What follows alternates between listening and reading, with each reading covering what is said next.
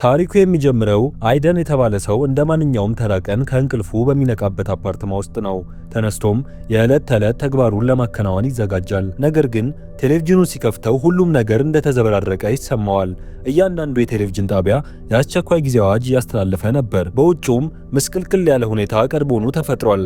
አይደን አንዲት ሄሊኮፕተር በአቅራቢያው በሚገኝ ሕንፃ ላይ በድንገት ስትከሽፍ በአይኑ ይመለከታል። በዚህ ግራ መጋባት ውስጥ እያለ የአይደን ጎረቤት ብራንደን በድንገት ወደ አፓርታማው ዘልቆ ይገባል። ብራንደን በከፍተኛ ድንጋጤ ውስጥ ሆኖ የሚደበቅበት ቦታ ብቻ እንደሚፈልግ ይነግረዋል። አብሮት የሚኖረው ጓደኛው ባህሪው መለወጡንና ሊያጠቃው እንደሞከረም ይገልጽለታል። ከጥቂት ቅጽበቶች በኋላ ምን እየተከሰተ እንዳለ የሚያስረዳ የዜና ዘገባ ይተላለፋል።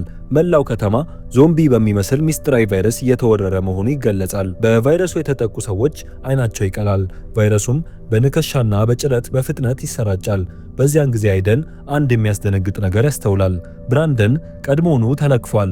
በአንገቱ ላይ ግልጽ የሆነ የንክሻ ምልክት ይታያል። አይደን ያለምንም ማመንታት ብራንደንን ከአፓርታማው አስወጥቶ በሩን ይዘጋበታል። ወደ ውጭም እንደወጣ ብራንደን በሌሎች በቫይረሱ የተጠቁ ሰዎች ተከቦ ወዲያውኑ ይገደላል። አይደን ብቻውን ቀርቶ በከፍተኛ ድንጋጤና ፍርሃት ውስጥ ሆኖ ቀጥሎ ምን ማድረግ እንዳለበት ግራ ይገባዋል። አይደን ከወላጆቹ መልእክት ሲደርሰው ሁኔታዎች ሁሉ ይቀየራሉ። ባለበት እንዲቆይና በሕይወት እንደመቆየት እንዲታገል ይነግሩታል። ቤተሰቦቹን ዳግመኛ የማየት ተስፋ በመሰነቅ አይደን የቻለውን ያህል በሕይወት ለመቆየት ይወስናል። ይህ ፊልም አሎን ይባላል። በመጀመሪያው ሳምንት ዞምቢዎች ምን አይነት ጸባይ እንዳላቸው የሚያስረዱ ዓለም አቀፍ የዜና ዘገባዎችን በመከታተል ብቸኝነቱን ለመቋቋም ይሞክራል። እንዲያውም በአፓርትማ ውስጥ ያለውን የዕለት ተዕለት ሕይወት ለመዘገብ ቀለል ያሉ የቪዲዮ ማስታወሻዎችን መቅዳት ይጀምራል። በአራተኛው ሳምንት ግን ሁኔታው ይበልጥ እየተባባሰ ይሄዳል። ቫይረሱ በመላው ከተማ ተሰራጭቷል። ከበሩ በስተጀርባ የሚሰሙ እንግዳ ድምጾች ዘወትር ስጋት ላይ ጥሉታል። ዞምቢዎቹ በማንኛውም ቅጽበት ሰብረው ይገባሉ ብሎ ይፈራል። የውሃ አቅርቦት በድንገት ሲቋረጥ አይደን አይምሮውን መቆጣጠር ይሳነዋል። ጭንቀቱ እየበረታ ሲሄድ አይምሮው እንዳይቃወስና ጤንነቱን ለመጠበቅ የሚችለውን ሁሉ ያደርጋል። አንድ ቀን ሌላ ቪዲዮ እየቀረጸ እያለ አንድ የሚያስደነግጥ ድምጽ ይሰማል። አንድ ዞምቢ ወደ አፓርታማው ዘልቆ መግባት ችሏል። በፍጥነት እርምጃ በመውሰድ ዞምቢውን ገድሎ አስክሬኑን ያስወግዳል።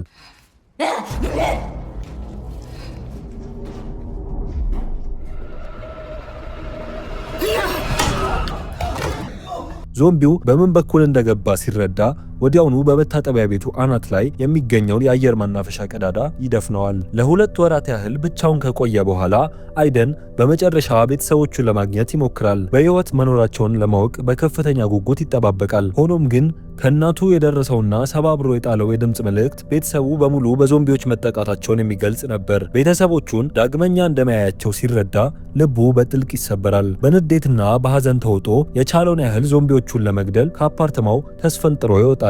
ነገር ግን ቁጥራቸው እጅግ ብዙ ነበር። ለጥቂት አምልጦ በሕይወት ወደ ቤቱ ይመለሳል።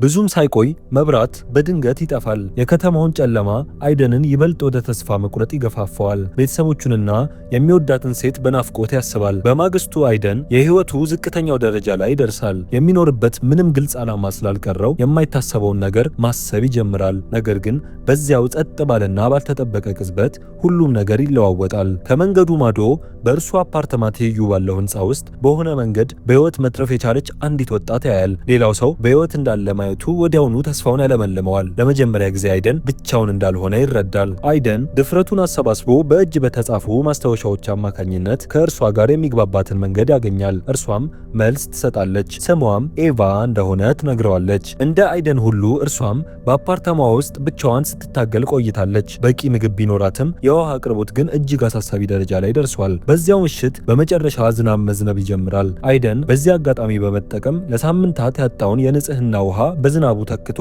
ገላውን ይታጠባል። በማግስቱ እርሱና ኤቫ በማስታወሻ መጻጻፋቸውን ይቀጥላሉ። በአቅራቢያው የሚገኙትን ዞምቢዎች ትኩረት እንዳይስቡ ግን በጣም ይጠነቀቃሉ። በመቀጠል አይደን እርሷን ለመርዳት አንድ አደገኛ እቅድ ያወጣል። ገመድ ከቤዝቦል ኳስ ጋር በማሰር ወደ ማዶ ይወረውራል።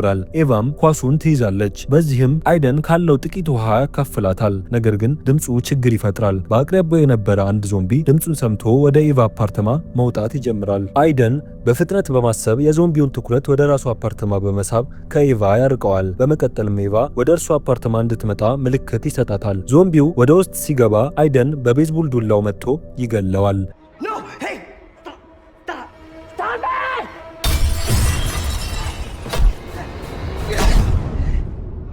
ከዚያም በኋላ አይደን አንድ መራራ እውነት ይረዳል። ለዘላለም በአፓርተማ ውስጥ ተቆልፎ መኖር አማራጭ ሊሆን አይችልም። በህይወት ለመትረፍ በመቁረጥ ምግብ ፍለጋ ወደ ውጭ ለመውጣት ይወስናል። የጎረቤቱን የብራንደንን አፓርተማ ቁልፍ ካገኘ በኋላ ዞምቢዎቹ ሳይደርሱበት በሚስጥር ወደ ውስጥ ይገባል። ያገኘውን ምግብ ሁሉ ይሰበስባል። ነገር ግን አንድ ዞምቢ በድንገት ሲያጠቃው እድሉ ሊያልቅበት ጥቂት ቀርቶ ነበር።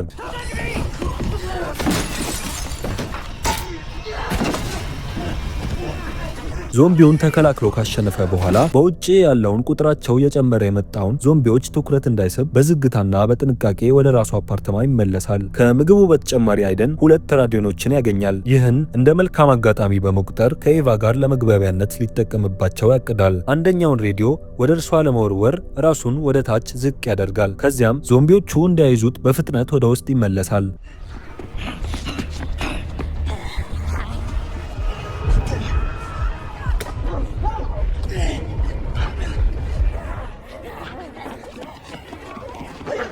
በማግስቱ ጠዋት አይደን ከኤቫ ጋር በሬዲዮ መልእክት ደርሶት ይነቃል። ከዚያን ጊዜ ጀምሮ በየቀኑ ማውራት ይጀምራሉ። ጨዋታቸውም ተራ ከሆነው የህልውና ትግል አልፎ ስለ ግል ታሪካቸው፣ ስለ ቀድሞ የፍቅር ግንኙነታቸውና ቀደም ሲል ስለነበራቸው ህይወት እስከ መወያየት ድረስ ይደርሳል። Hello? Aiden? Are you there? Yeah. Hey. Eva. Hi. I can't believe you did this. ጊዜው እያለፈ ሲሄድ እነዚህ የሚያሳልፏቸው የጋራ ጊዜያት ይበልጥ ያቀራርባቸዋል። በመካከላቸውም እውነተኛ የሆነ የፍቅር ትስስር መፈጠር ይጀምራል። ብዙም ሳይቆይ ግን የአይደን የምግብ ክምችት እጅግ አሳሳቢ ደረጃ ላይ ይደርሳል። ሌላ አማራጭ ስለሌለው ተጨማሪ ምግብ ፍለጋ በአየር ማናፈሻ ቱቦዎች ውስጥ በመሳብ ወደ ሌላ አፓርትማ ለመድረስ አደገኛ ሙከራ ያደርጋል። በጉዞ ላይ ምንም የማይንቀሳቀስ አንድ ዞምቢ ሲያጋጥመው ደንግጦ ነበር። ሆኖም በጥንቃቄ መንገዱን በመቀጠል ወደ አንዱ አፓርትማ ውስጥ ወርዶ መግባት የሚያስችለውን ቦታ ያገኛል። አካባቢውን ረጭ ባለ ሁኔታ ከመረመረና ሰላም መሆኑን ካረጋገጠ በኋላ አይደን አንዱን ቁምሳጥን ሲከፍት በምግብ ተሞልቶ በማግኘቱ ይደነግጣል። አይደን ይህንን ግኝት ለኤቫ ሲነግራት እርሷ ግን በጣም ተጨንቃ ጥንቃቄ እንዲያደርግ ትመክሯለች። እርሱም ማጣት ፈርታለች። ኤቫም ተለያይቶ ከመኖር ይልቅ አብረው ለመትረፍ ወደ አይደን አፓርተማ ተሻግራ ለመምጣት ማቀዷን ትነግረዋለች። በድንገት ግን አይደን አንድ ያልተለመደ ድምጽ ይሰማል። ልክ እርሱ በቤቱ እንዳደረገው ሁሉ የዚህም አፓርተማ በር በፍሪጅ ተዘግቶ መከለሉን ያስተውላል። ይህ ሁኔታ ሌላ ሰው እዚህ እንደሚኖር ወዲያውኑ ፍንጭ ይሰጠዋል። አይደን ይበልጥ ለማወቅ ሲሞክር አንድ በእድሜ የገፋ ሰው በድንገት ከበስተጀርባው ይከሰታሉ። ሰውየው በአይደን እጅ ላይ ያለውን ቁስል በማየታቸው ጦር ይዘው ሊወጉት በማስፈራራት ይጠይቁታል። አይደን ቁስሉ ከዞምቢ ንክሻ እንዳልሆነ ካስረዳቸው በኋላ ሽማግሌው ጥርጣሬያቸውን ትተው ይረጋጋሉ። ስማቸውም ኤድዋርድ እንደሚባል ይነግሩታል። ለተፈጠረው አለመግባባትም ይቅርታ ይጠይቁታል። ኤድዋርድ የአፓርተማው ባለቤት እንዳልሆነ ይገልጻል። ከሌላ ቦታ መጥቶ በውስጡ ያለውን የተረፈ የምግብ ክምችት ካገኘ በኋላ እዚያው ለመቆየት መወሰኑን ይነግረዋል። አይደንን ለመቀበልም ምግብ ያዘጋጅለታል። አብረው ጊዜ እያሳለፉ እያለ ከዞምቢው ወረርሽኝ እንዴት ተርፈው እስካሁን እንደቆዩ ይወያያሉ።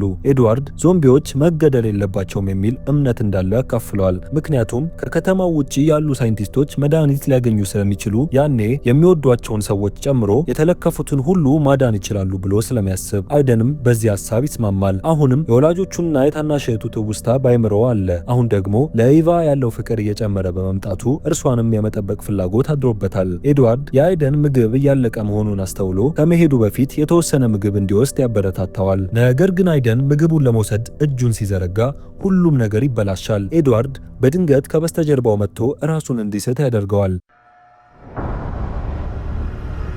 አይደን ሲነቃ ራሱን በአንድ ክፍል ውስጥ ታስሮ ያገኘዋል። በአቅራቢያውም ከአንድ ዞምቢ ጋር ተዘግቶበታል። አሰቃቂ እውነት ወዲያውኑ ግልጽ ይሆናል። ያቺ ዞምቢ የኤድዋርድ ሚስት ነች። ኤድዋርድም አይደንን እንደ ምግብ በመጠቀም ሚስቱ እንዳትራብ ሊመግባት አቅዷል። ኤድዋርድ ይህን ድርጊት ከዚህ በፊትም አድርጎታል። ሌሎችን መስዋዕት እያደረገ ስንቃቸውን ይወስዳል። ከሚስቱ ጋር ለመትረፍ ማንኛውንም ነገር ያደርጋል። አሁን ደግሞ አይደን ቀጣዩ ሰለባ ሆኗል። ኤድዋርድ በቸልተኝነት ዘና ባለበት ቅጽበት አይደን በመጨረሻ ተስፈንጥሮ በማምለጥ ከእስራቱ ይፈታል። በመካከላቸውም በተፈጠረው ግብግብ ኤድዋርድ በገዛ ሚስቱ ይነከሳል። በሚያሳዝን ሁኔታ የኤድዋርድ የጭንቀት ጩኸት በህንፃ ውስጥ አስተጋብቶ በአቅራቢያ ያሉ ዞምቢዎችን ትኩረት ይስባል። አይደን ጊዜ ሳያባክን አምልጦ በአቅራቢያው ባለ አፓርተማ ውስጥ ይደበቃል። በዚያን ጊዜ ይበልጥ የከፋ ነገር መከሰቱን ይረዳል። ኤቫ በአፓርተማ ውስጥ ዞምቢዎች ሰብረው ገብተውባት ተከባለች።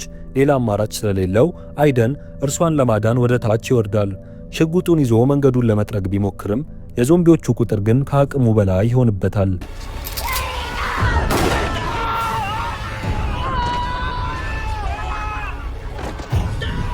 በመጨረሻም ተስፋ በቆረጠ እርምጃ አይደን ኤቫ ቀድማ አዘጋጅታው በነበረው ገመድ ተጠቅሞ ወደ እርሷ አፓርተማ ይወጣል። ከፊታቸው ከተጋረጠው አደጋ ለጥቂት ካመለጡ በኋላ አይደን ኤቫ ወደ ታችኛው ፎቅ እንድትወርድ ይረዳታል። በሰላም መውረድ ስትችልም በከፍተኛ ፍርሃትና ደስታ ተጠምጥማ ትይዘዋለች።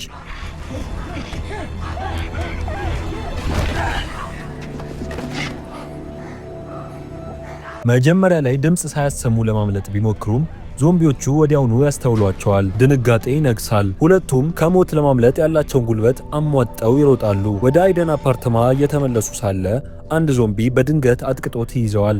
አይደን ወደ ውስጥ መግባት ቢችልም ወዲያውኑ ኤቫን ከርሱ ያርቃታል። ዞምቢው ሆዴን ነክሶኛል ብሎ በማመኑ ለራሱ ምንም ተስፋ እንዳልቀረው ስለተሰማው ራሱን መስዋዕት ለማድረግ ይዘጋጃል። ኤቫ እንደገና ብቻዋን እንደምትቀር በማሰቧ በከፍተኛ ሐዘን ትደቆሳለች።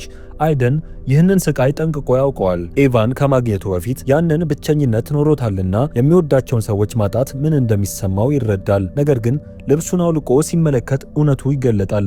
ንክሻው ቆዳውን አልነበረም፣ በዞምቢዎቹም አልተለከፈም ነበር። የተሰማቸው እፎይታ እጅግ ከፍተኛ ነበር። ለጥቂት ጊዜም ቢሆን ደስታ በመካከላቸው ይመለሳል። ብዙም ሳይቆይ ዞምቢዎቹ የአፓርተማውን በር እየደበደቡ በኃይል ለመግባት ይሞክራሉ። አይደንና ኤቫ ድምፁ እስኪጠፋ ድረስ በራቸውን ባላቸው ኃይል ሁሉ ደግፈው ይይዛሉ። አደጋው ሲያልፍ አንድ ቀን አዳኞች ይመጣሉ የሚለው ተስፋ ሰንቀው እስከሚችሉ ድረስ አብረው በአፓርተማ ውስጥ ለመቆየት ይወስናሉ። ታሪኩም በዚሁ ይፈጸማል።